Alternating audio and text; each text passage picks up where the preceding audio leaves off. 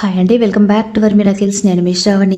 రోజులాగే ఈరోజు కూడా ఇంకొక మంచి వీడియోతో మళ్ళీ మీ ముందుకొచ్చాను. ఇది నాకు చాలా స్పెషల్. ఇదే కాకుండా ఈ మార్చి నెల మొత్తం కూడా నాకు ఒక సెంటిమెంట్. ఈరోజు మా పాప భవిత పుట్టినరోజు. అందుకే నేను ఈ కేక్ చేస్తున్నాను. అంతేకాకుండా ఈ కేక్ చాలా హడావిడిగా కూడా చేశాను. మీరందరూ కూడా మా పాపను బ్లెస్ చేస్తారని అనుకుంటున్నాను. ఇంకేమాత్రం ఆలస్యం చేయకుండా వెంటనే వీడియోలోకి వెళ్ళిపోదాము. అండ్ మీరు ఈ వీడియోని అయితే స్కిప్ చేయకుండా చివరి దాకా చూడండి. ఏదైనా మిస్టేక్స్ ఉన్నట్టయితే నాకు కామెంట్ చేయండి ప్లీజ్.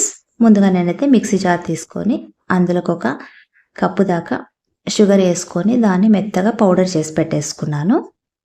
ఇందులోకి ఒక కప్పు పెరుగు వేసుకొని కలుపుకొని మొత్తంగా, తర్వాత ఇందులోకి ఒక 1/2 కప్పు దాకా ఫ్లేవర్లెస్ ఆయిల్ కూడా వేసుకున్నాను.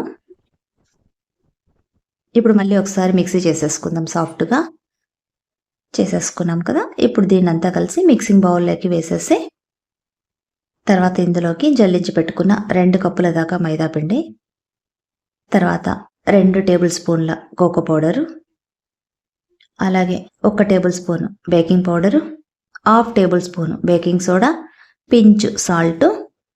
ఇప్పుడు వీటన్నిటిని కూడా మొత్తంగా విస్కర్ తీసుకొని స్లోగా నెమ్మదిగా అంతా మిక్స్ చేసేసుకుందాము.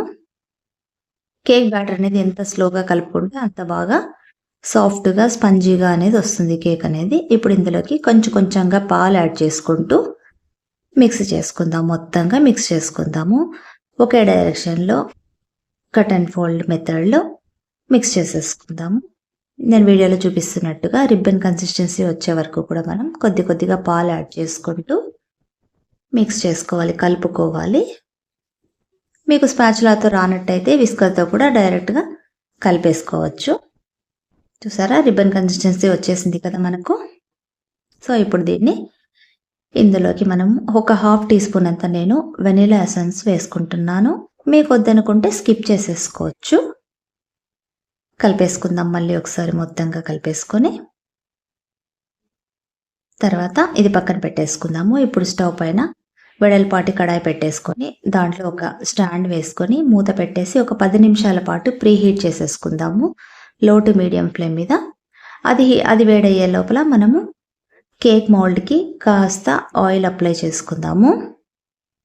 బటర్ అయినా అప్లై చేసుకోవచ్చు. నేను ఆయిల్ అప్లై చేస్తున్నాను. ఇందులోకి బటర్ పేపర్ వేసుకుంటున్నాను. మీ దగ్గర బటర్ పేపర్ లేనట్టయితే కాస్త పిండి కూడా, మైదా పిండి కూడా జల్లించుకోవచ్చు అడుగున.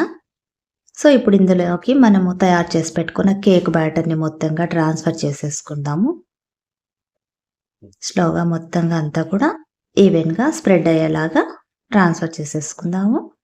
తర్వాత దీన్ని ఒక 3-4 సార్లు ట్యాప్ చేసినట్టయితే లోపల ఎక్కడైనా కూడా ఎయిర్ బబుల్స్ ఉన్నట్టయితే పోతాయి. ఇప్పుడు దీన్ని తీసుకొచ్చి కడాయిలో, వేడెక్కిన కడాయిలో పెట్టేసుకొని మొత్తంగా చుట్టూ ప్లేస్ ఉండేలాగా చూసుకోవాలి. ఇక్కడ అంచులకు ఆనుకోలాగా ఉండకూడదు అనమాట. మూత పెట్టేసి ఒక 30 to 40 మినిట్స్ లో టు మీడియం ఫ్లేమ్ మీద బేక్ చేసుకుందాము.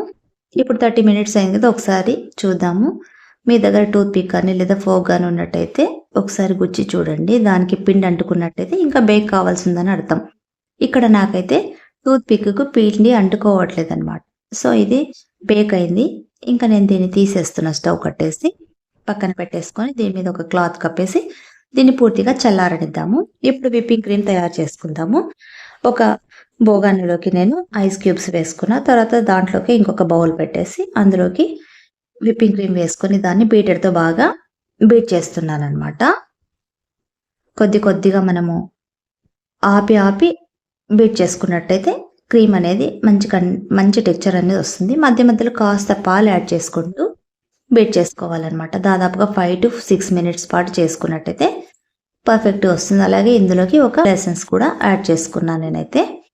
ఇప్పుడు మనము చల్లార పెట్టుకున్న కేక్ మౌల్డ్ని డీమౌల్డ్ చేసుకుందాము. పూర్తిగా చల్లారిపోయింది కదా, దీన్ని స్లోగా చేసి ప్లేట్లోకి పెట్టి రివర్స్ ఇట్లా పెట్టినట్టయితే కేక్ అనేది పర్ఫెక్ట్గా ఊడొచ్చేస్తుంది. చూసారా ఎంత పర్ఫెక్ట్గా వచ్చేసింది, ఎక్కడ అతుక్కోకుండా, షేప్ కూడా పోకుండా స్పంజ్గా ఎంత బాగుంది కదా. ఇప్పుడు దీన్ని పక్కన పెట్టేసుకొని దీన్ని 2 లేయర్గా కట్ చేసి పెట్టుకున్నా కేక్ని.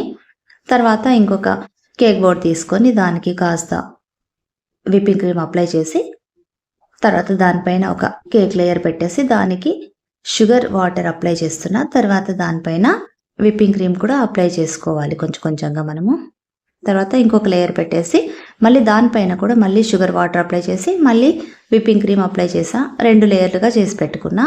ఇప్పుడు చుట్టూ కూడా మొత్తంగా అంతా కూడా స్ప్రెడ్ చేసుకున్నా. చూసారా, దానికి నేను కొంచెం కలర్ కూడా యాడ్ చేసుకున్నా, యెల్లో కలర్. తర్వాత కొంచెం ఇవి కేక్ స్పార్కిల్స్ యాడ్ చేసుకుంటున్నా. ఇంకా చెర్రీస్ అయితే బాగుంటాయి. చూసారా ఎంత కలర్ఫుల్గా ఉంటాయి. ఇంతే, చాలా ఈజీగా కేక్ రెడీ.